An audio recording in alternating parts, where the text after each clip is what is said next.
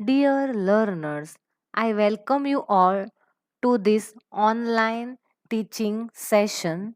Today we will learn about instrumentation of HPLC, especially a type of sample injection technique for HPLC. On completion of this lecture, you will be able to describe types of sample injection system for HPLC, describe ideal characteristic of HPLC injection system, and will be able to explain working of manual as well as automatic injection system. In our last lecture, we had covered solvent reservoir, pumps, gradient controller and mixing chamber. So today we will learn about injection system for HPLC. Injection system means how the sample is injected or introduced into the HPLC system, that we will see. Now sample injection system can be done either by manually or by using auto sampler. Means manually you can introduce sample using syringe into the HPLC system, or you can take help of auto sampler. So depending upon type of sample injection system, you can say your HPLC is either manual or your HPLC is with auto sampler. Now we will see how this manual injection process is happening. So for that, I would like to mention here that, see, in manual injection system there will be a loop. Now what is that loop? Loop is nothing but it is a stainless steel part of your manual injection system or your auto sampler, and in manual injection system this loop will be fixed. Loop volume will be fixed, means volume of sample which will be contained in the sample loop will be fixed. It will be fixed for manual HPLC, but it will be varying in auto HPLC with auto sampler. So say if you buy HPLC with 20 microliter loop, so you can introduce only 20 microliter of your sample. Suppose you buy HPLC with 50 microliter fixed loop, so in that case you will be able to introduce 50 microliter into the HPLC. You cannot change it. So there will be a stainless steel loop. Now loop will start from one end and it will end to the waste. Means when the injection system is in load position. Now there are two positions in manual injection process: load position and inject position. So what happens in load position? In load position, mobile phase will have different path and sample will have different path. They will not come in contact with each other. Means mobile phase will run through one path and sample will run through another path. So in load position, when you take sample in this syringe, this is Hamilton needle or and syringe, which is specially used for a sample introduction system or sample introduction in HPLC. So into this syringe you have to fill the sample. Of course the sample should be properly filtered through zero point 0.2 micron sample filter, because you don't want anything to enter into the HPLC system which may clog your system. So it should be free from particulate matter. Sample should be free from particulate matter. So you have to fill your sample into this syringe. You have to remove air bubble, and when you inject here in load position, so sample will enter into this loop and it will be removed out to the waste. Means it will go from one end and it will be removed to the waste. Now this is load position. And what happens when you change load position to the inject position? Now this is inject position. So again you have to fill your sample into the syringe. You have to load, means you have to introduce your sample through this port, and immediately you have to rotate your valve. The sample in introduction system will have valve, that is known as rotary valve. So you have to rotate the valve from load position to inject position. Now what will happen? Now this shunting of valves, or you can say this valve will change their position. Now what will happen? Now mobile phase will follow another path. What will be that path? The mobile phase now will enter into the loop where you have already introduced the sample, and this mobile phase now will take the sample which you have introduced, or you have filled your loop. So it will take, mobile phase will take the sample to the column. So this is how it happens in rotary valve and loop injector in manual HPLC system. In load position, mobile phase will have different path. Your sample will have different path. They will not come in contact with each other. But when when you rotate your valve, rotary valve to the inject position, now mobile phase will change its path. It will take whatever you have filled into the loop to the column, and such type of injection is known as rotary valve and loop injector, because there is a fixed volume loop and there is a rotary valve. You can see here diagrammatically load position, inject position. Sample will have a different path, and this is mobile phase from pump to the column. Means now mobile phase will enter the column but it will not come in contact with the sample. So mobile phase from one end it will go and it will to the other end it will go to the column. And in sample what will happen with the sample? Sample will enter from one end and it will be to the waste.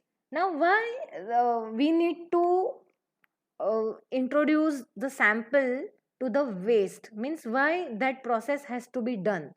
Suppose you have a loop which has been used by your uh, uh, your classmate, and he has used some sample. Now he has not washed this loop. So if you don't wash your loop in the load position with appropriate mobile phase, or and after that with your sample may contain traces of previous sample which has been introduced or which has been used by your classmate. So as in UV when we wash cuvette, so here also you have to wash the loop. So in load position you have to wash the loop, so that whatever contaminant is there or whatever previous sample is there in load position or in a loop, in load position it will be removed out. So how will you wash the loop? Loop is washed using methanol or any other appropriate solvent, followed by blank and followed by your sample. Now when you shift from load position to inject, what will happen? Now your mobile phase will change its path. It will take the sample along with it, and it will take the sample to the column. This is the image of rotary valve and loop injector. From front side it will look like this. So this is a valve handle, you can easily rotate it, and behind there is a loop, and this is waste. Means if in the load position, this loop will be and towards this waste. You have to keep here one container so that waste can be collected and you can throw it afterwards. And from the back side the loop will be like this is the fixed volume loop, and the volume will be mentioned here in this plate. Suppose this is 20 microliter loop, so you can only inject 20 microliter sample in your HPLC system. You don't have choice here. Now, what about HPLC with auto-samplers? So, HPLC with auto-samplers are automated tools designed to quickly and accurately load the sample to be run through a high performance liquid chromatograph so that they can be analyzed by having their components separated, identified and quantified. Especially useful in lab that are analyzing very small samples or performing large number of analysis. HPLC autosamplers increase the speed and accuracy of sample loading. Now, what are the advantages of autosampler over manual injection system? So, auto samplers, as the name suggests, they are auto samplers. So, researcher or students, you don't have to sit in front of HPLC system, and you don't have to manually inject the sample as you do in manual injection system. Suppose you want to inject 10 samples, so in case of manual injection system, you have to manually inject one by one, means you have to be there all the time. While in case of auto sampler, what you can do is you can create a sequence, you can create a method, you can load the a sample or place the sample into HPLC vials. Vials are available, and you have to place those vials at right position, because there will be a mark and there will be a tray in auto sampler where you can identify each position of your vial. So you should know ki at which position which sample is there, and you can prepare the sequence. And sequence or batch, you can say, some say sequence, some say batch. So you have to prepare a sequence or batch, and you have to run. So you don't have to sit in front of your chromatograph. Once everything is set, mobile phase is, you have filled appropriate, you have developed appropriate method, you have developed the sequence, you have placed the samples. So auto sampler will do all the work. It will introduce required volume of sample to the, and it will also run number of analysis as per your desirability. So this is very easy, time saving, you can say, system. And also the sample here, it will not be wasted, because as we have seen in our manual injection system, some in inject position also some part will be thrown out to the wash. So there will be a sample wastage. But here, as you are keeping your sample into vial, it will take auto sampler will take appropriate volume of sample, it will introduce, and remaining sample you can use for your further analysis or further study. So when you are dealing with very costly molecules, so auto sampler will be the better option as compared to manual. Now, what are the ideal characteristic of auto sampler? So first is injection precision. Injection precision describes the capacity of an autosampler to inject the same amount of sample over many runs. Suppose you are fixing the volume 20 microliter. So throughout the run or throughout the sequence, if the volume is fixed, it should be able to inject same amount of sample, and the reproducibility of sample injection should be very good.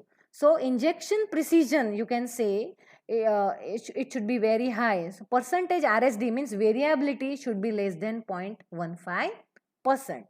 So injection precision means if you run 10 samples of fixed volume, it should precisely introduce the sample for each run or each injection. Now, what is injection accuracy? Injection accuracy describes the ability to achieve the absolute value of preset injection volume. See, injection precision means what? When you run number of injections, there should not be variability. And injection accuracy means when you are fixing the volume, say 20 microliter, whether it is introducing 20 microliter or 19.9 microliter or 20.1 microliter, means whatever exact fixed volume you are adjusting or you want, so that volume is introduced or not, that is injection accuracy. Now next is flexibility and sample capacity. Your auto sampler should be flexible. And sample capacity, capacity means what? It should, the tray which is there in your auto sampler should uh, place maximum number of samples. Injection cycle time should be very fast, means the injection speed should be very fast. So when it will injection cycle time means time taken by the needle to take the sample, then inject to the column. This entire cycle should be very fast. Minimum carry over. Now what do you mean by carry over? Carry over is nothing but traces from previous sample. So carryover should be minimum. Novel sampling approaches and automation. Auto samplers are also available that allow you to program individual actions. This functionality gives you the capacity to mix the sample and internal standards or to perform dilution step. For example, you could automate derivatization for amino acid analysis directly in the auto sampler. Now, what do you mean by novel sampling approaches and automation? Means auto sampler should be such that if you want to do some derivatization process, so the auto sampler should be such that it should allow you to do that process. Means you can keep derivatizing agent in one vial, you can keep your amino acid sample in another vial. So needle will take appropriate volume of amino acid from one vial, then again it will take derivatizing reagent from another vial. It should means you can program in such a way that you can have time to complete the reaction of this derivatization, means you can have a whole time, and then once the derivatization is done, you can inject the derivatized sample. So this flexibility should be there. So sample injection process in auto sampler. So diagrammatically it has been depicted here. So this is your vial and this is auto sampler needle. So what auto sampler can be auto injector or it can be in other way around, means auto injector means what? Injection will move, and there are some system where your tray will move. So that depends on type of HPLC which you have. Suppose needle is moving, so this needle, suppose I want to take or I want to sample this from this wire. So auto sampler needle can come here, or and it can take the sample from this wire, and you can inject the sample to the column. So when the sample is taken to the needle, at that time your mobile phase and your here also there will be a loop, and this loop will be of different capacity. You can inject 10 microliter, you can inject 20 microliter, you can inject 50 microliter, you can inject 100 microliter, depending upon type of loop which is attached to the auto sampler. In manual you have a fixed volume loop. In auto sampler you can vary the injection volume. So when the sample is taken to the this needle, at that time mobile phase will not enter to the loop. But when the injection command is given by the auto sampler, the mobile phase will take the sample from the loop and it will inject the sample to the column, and here in the column there the actual separation will take place.